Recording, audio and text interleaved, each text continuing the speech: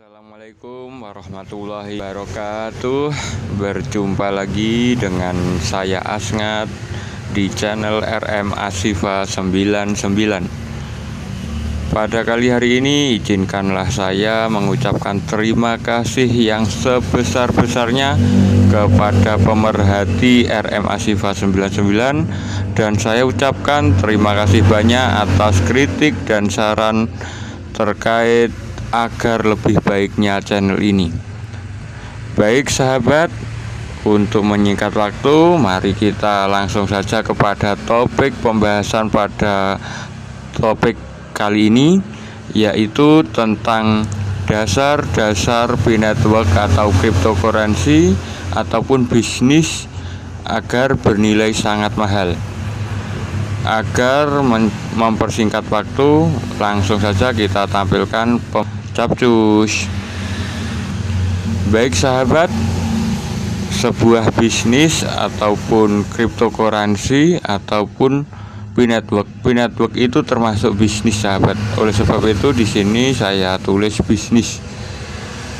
Dasar-dasar bisnis agar bernilai sangat mahal. Yang pertama adalah politik sahabat. Yang kedua adalah komunitas. Yang ketiga adalah pangsa pasar. Yang keempat adalah kebutuhan. Yang kelima adalah jenis dan tipe. Yang keenam adalah ilustrasi ataupun konspirasi. Dan itulah dasar-dasarnya sahabat. Akan tetapi pembahasan kita kenapa pembahasan kita langsung ke nomor urut 5? Karena kebanyakan sahabat-sahabat itu setiap kita ajak atau setiap kita mengenalkan kepada saudara kita, pasti yang ditanyakan adalah apa B-Network itu. Dan ketika kita jawab B-Network adalah salah satu dari aset digital, pasti mereka bertanya terkait cryptocurrency. Itu kebanyakan pasti seperti itu, sehingga itulah sebabnya saya harus mendahulukan jenis dan tipe dulu, karena jenis dan tipe ini adalah pertanyaan yang sering ditanyakan. Setelah jenis dan tipe ini, maka kita nanti akan membahas ke dasar yang pertama, yaitu politik yang tertinggi. Jadi yang membuat bisnis itu bisa bernilai sangat mahal itu yang pertama adalah politik sebenarnya sahabat. Tapi di video kali ini tidak akan saya ulas dan tidak akan saya bahas, karena kita akan memfokuskan ke jenis dan tipe dulu. Setelah kita paham di jenis dan tipe, maka nanti kita akan urut pembahasannya ke nomor 1. Baik sahabat, kenapa kita membahas ke tipe dan jenis ini? Karena ini adalah pertanyaan yang sering muncul. Dari video yang pertama, episode pertama, di sini akan saya selesaikan terkait pembahasan di jenis dan tipe.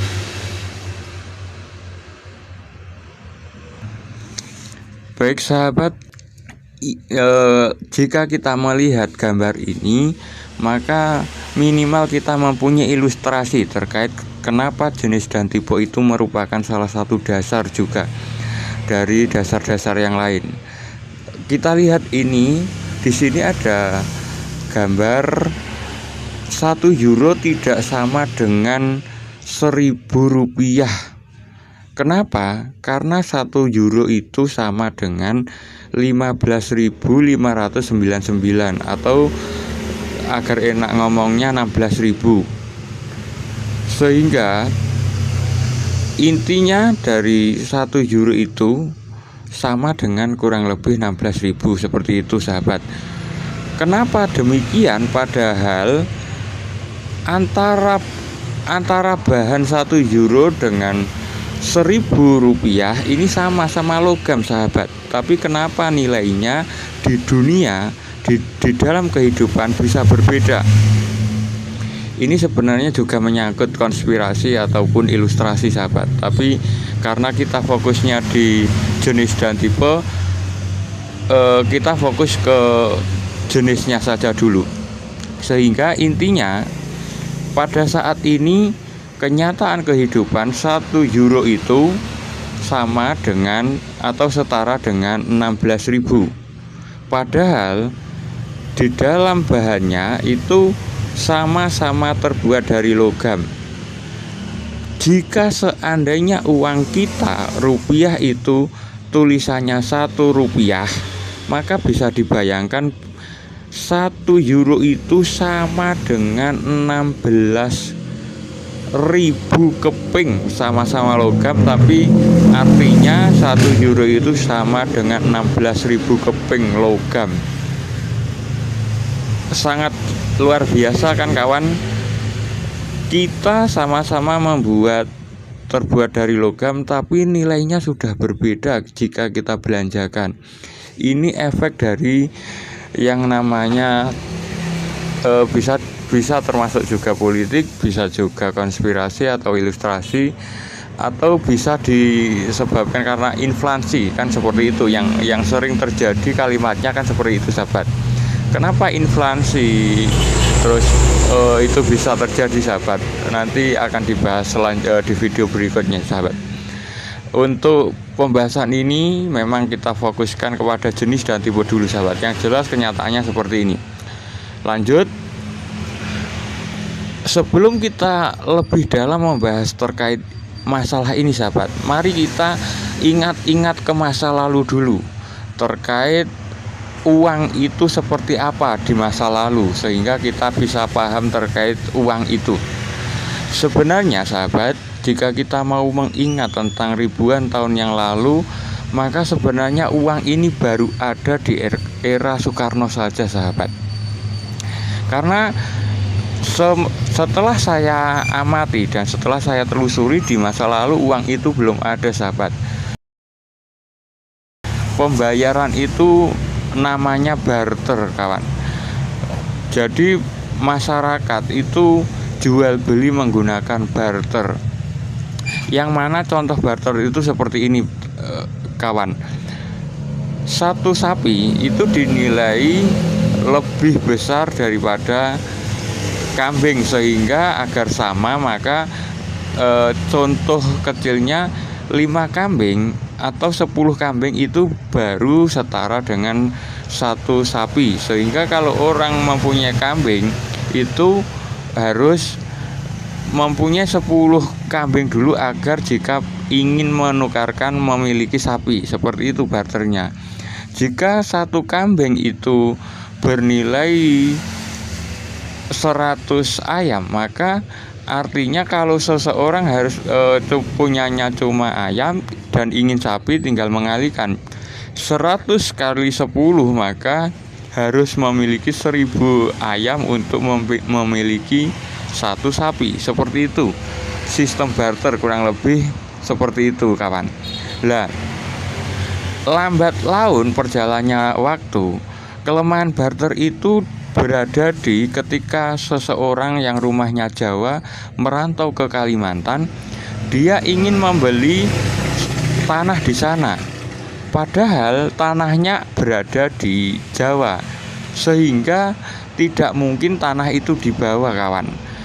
Dari situlah barter ini mempunyai kelemahan, sehingga karena kelemahan maka dimunculkanlah uang dari zamannya Soekarno.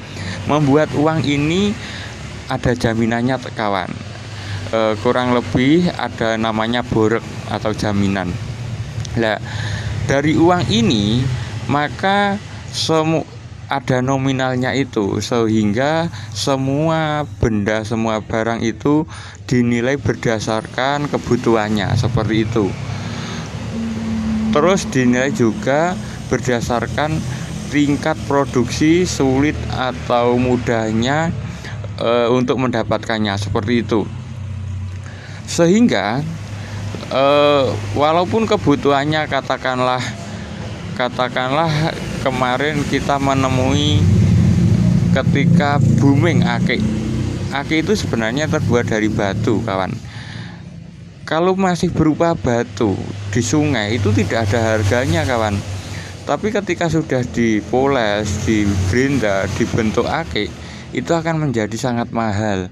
Tapi jika diembel-embeli konspirasi ake itu akan bernilai, mempunyai aroma magic dan seterusnya, itu akan lebih mahal lagi, sahabat. Itu contoh kecilnya seperti itu. Nah, kenapa uang sekarang akan tidak berarti, akan ditinggalkan? Karena sekarang sudah era digitalisasi, kawan. Semua serba digital. Kemarin ketika ada sebuah kasus di toko minimarket atau swalayan, itu banyak sekali swalayan yang mencantumkan harga, contoh misal 4.650. Bahkan juga ada sebenarnya swalayan yang mencantumkan 4.999. Kan tidak ada padahal uang yang 0,01, kan nggak ada. Tapi banyak swalayan yang menulis harga seperti itu. Lah, kelemahannya adalah ketika misal ada swalayan menulis produknya, contoh seandainya sabun gitu aja 4.650. Ketika orang membayar dengan uang 5.000, ketika mereka tidak punya uang kembaliannya, dibayar dengan permen atau ciki yang senilai dengan itu. Padahal seandainya orang itu menerima permen itu, orang itu kan tidak bisa membelikan permen itu di toko yang lain, karena permen itu bukan alat jual beli yang sah, kan gitu. Nah, mungkin dari segelintir orang bisa diterima hal-hal seperti itu. Bagi mereka yang bijaksana, arif bijaksana, hal seperti itu dimaklumi. Tapi ketika sudah berbicara dengan bisnis, 350 itu tadi kalau satu orang, kawan. Tapi ketika sudah misal Indomaret dan Alfamart itu ada di seluruh Indonesia, ketika satu orang 350.000, terus satu desa 1.000 orang, satu kecamatan ada 1 juta orang, katakanlah 350 rupiah itu tadi ketika dikalikan 1 juta orang menjadi 350 juta, kawan. Sehingga ini menjadi sebuah polemik ketika ini mulai dibahas. Sehingga dari segi itulah digitalisasi muncul, kawan.